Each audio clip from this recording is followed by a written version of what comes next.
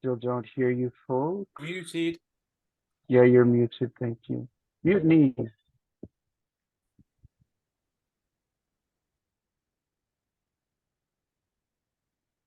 Hello, can you hear me now? Indeed. Thanks. Yeah. Okay. I heard that a cat had been sent up in space in 1963 in France, a cat called Felicette. And I've always thought it was a horrible thing to do to send animals up. And they have no choice. They're just sent up there and it was strapped in this cat. It was called Felicette and it went up in 1963. So I wrote a poem about that little cat. Poor little Felicette, la pauvre petite chatte. Queen of the strays, she ruled the streets. How to survive from bins in 6 easy lessons. La pauvre Felicette. She had many homes where she could eat. A friend, a stray called Moggy, it seemed had 9. La pauvre Felicette. Fritz the cat was all the rage, lawless and proud, king of the cats who sired so fast, so cool and so loud. La pauvre Felicette. Now Felicette is never hungry in her lofty abode. She will feed on fish à la Martian, even salmon. La pauvre Felicette. She can see, if her goggles will allow, a meteorite storm. The planets grow as she moves in close, though only in her mind. La pauvre Felicette. What do cats dream of in outer space as crystal lights fall? In her case, a lover, a ginger Tom, who loved her to bits. La pauvre Felicette. A nightmare of a hypodermic pressed between her thighs. Was she high when they removed her out of time?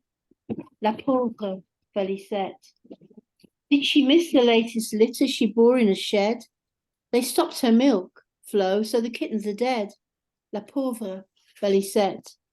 How much will she suffer up there on her own, worlds apart from her companions in the wild? La pauvre Felicette. How much will she suffer? How soon will she die? My wish for her is a black hole in the sky. La pauvre Felicette. Let's tick a box for and against her survival.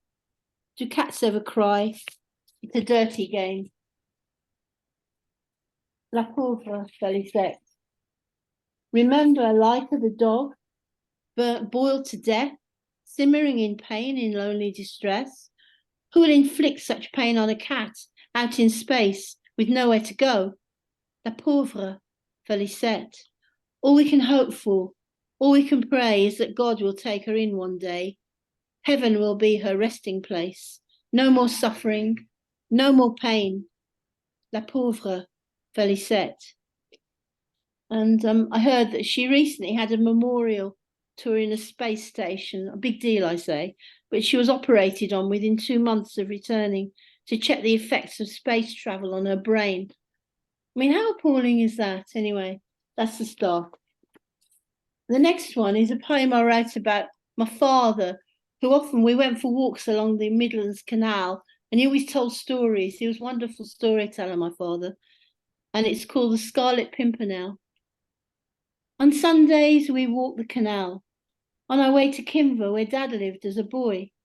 He knew the route once we left the bus at Stourbridge, clutching a bag of humbugs to eat on the way. It was a familiar route to take, and Dad told stories. We anticipated them, but our eyes lit up every time he told them. The bombed house looked threatening, but the fairies had moved in, flying around, scattering fairy gold. Dad's memories took flight. The time he walked with a barge horse, constable style, truanting from school, past the weir where we'd disappear, out of sight, out of mind. I could feel myself slithering down a hole. Don't play there. Go pick flowers instead. Bring me a scarlet pimpernel. So I searched and searched for that elusive flower, but never could I find one. Dad knew that well. How about a 4-leaf clover? But I could only find a 3. First the coal barges, then the families in their floating homes. They were like royal families at a carnival. We could be VIP guests. Deep down in the water, sticklebacks jumped and jived as water boatmen teased the surface, everything covered in weed. I netted a few to put in a jar, the aquarium at school, but threw them back in as often as not. Left jar on the side. Dad's face held a smile as he watched them disappear. Wildlife should remain wild, was his expression, but we collected conkers around the horse chestnuts at the end of a perfect day. That one's a winner, Dad would say as he tied it to a string. I'll be the envy of the class going back on Monday. Next, the picnic in the special dell behind the stile, or one at a time gate. Beef sandwiches packed with stuffing, followed by Mum's special apple pie, then a cup of sweet tea sipped from a flask cup. I'll never forget it. Nodding all the way back in Dad's arms, too tired, too blissed out to walk. Going to bed in the sunset with roses on the wall in stained glass light. Memories to hold on to for the rest of my life in a blur of bluebells and the sweet scent of honeysuckle or a honey rush from a white dead nettle. Dad said it would taste nice, but never a scarlet pimpernel in sight. And is it time for one more? Yeah, okay, thank you. This is one I've read before, but I think it fits in. It's called Breaking a Dead Star. The virus is beautiful, yet deadly. It basks in your eyes, reaches out with flaming tendrils to your lungs and squeezes. A fierce mistress, she smiles indecently before she throttles you to death. Unlike Porphyria's lover, you can never initiate with strands of golden hair wrapped tightly around her neck. In a moment of madness, all is despair. And from whence did it come? Was it from outer space? It's a disgrace not to know. I just gaze at the silvery trees. Do these ancient ghosts know? Is it a secret to be told by aliens on the scout for misadventure, extraterrestrial? Do they control my every move? Are we such fools, the human race? They're marching still, an invasionary force whose boots pound on my skull by remote control. If I'm not mistaken, in my mask and gloves, glistening windows, study the scene. Let's keep it out. Pray, I'm up for it if you are. Free us from the virus. We must be vaccinated, no matter who or what it is. Here's to all the drug companies. Your wish is my command. Pfeiffer for your DNA. Sputnik to spin you into extinction. Guide you out of that dead star. To start again, incorporate our souls. Johnson & Johnson. What the hell? Is it true you're being done? You are my sunshine, my last hope, before the ransacking of a star. In the bejeweled light, AstraZeneca creates a new planet, or a child of Mars. These are friends in need, as red-blooded as they can be. I can't breathe in your embrace. We're all tangled up together, lovers for eternity, fixing to die. Thank you. I'm sorry about the last one, but we found it's come back. The virus, COVID-19, seems to be back in Brittany. So, unfortunately, and yes, it's come back. But I mean, I don't know. I mean, I know someone who died recently after the 6th injection in our area. You know, so you've got to be careful. I think. Anyway, that's fun. Celebrating Kalidasa. Krishna eagles in the thermals of the Brahmaputra.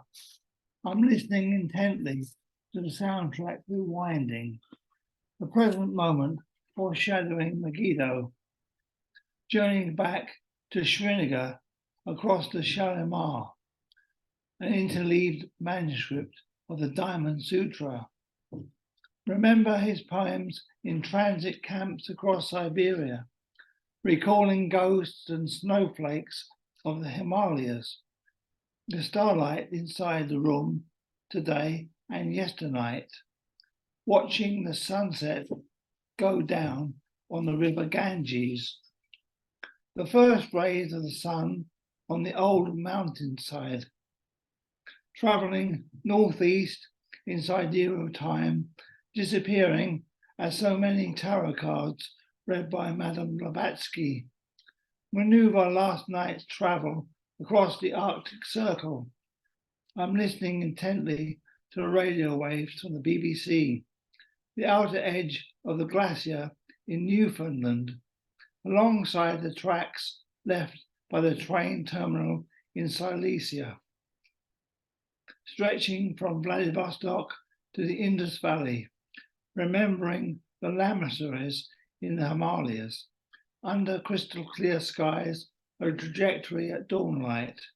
Before the worlds were done with, they vanished from sight.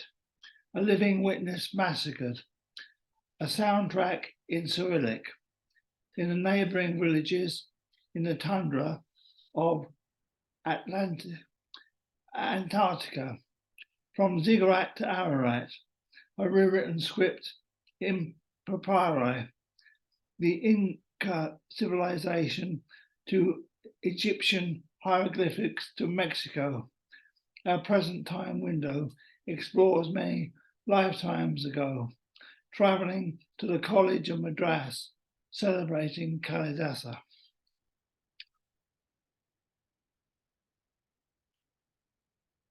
Metempsychosis. Under bombardment, the Ukrainian borderland village. It's my vanishing point in a cloak of invisibility. On the fog-bound coastline, returning to Washington, D.C., via Alaska and the Bering Straits, irradiating half-lives, circumnavigating the globe, tracking satellite villages, peaceful and silent in the eye of the Siberian tiger, a witch's dithy below zero in these blizzard latitudes. Astrologers, soothsayers, astrophysicists, and theologians. It's in the name of Piotr Tchaikovsky in St. Petersburg. I recall ISIS in Morocco. Baghdad will burn all night long. In New Orleans, an unwanted baby girl of Caribbean parents, tracking back across the highway, crossing the Northern Lights. Aurora Borealis, a star child returning to the amniotic sac, overlooking Brandenburg Gate, buildings aflame, travelling back across the fog-bound River Styx from Egypt. In the borderlands of Johannesburg, a girl child is born. The sacrifice, a stillborn star child from the amniotic sea. A fortunate woman who'll know the truth of the eternal spirit, God's salamanders, recalling Giotto's perfect circle, circumnavigating the globe, a fertility of butterfly souls. Thank you very much.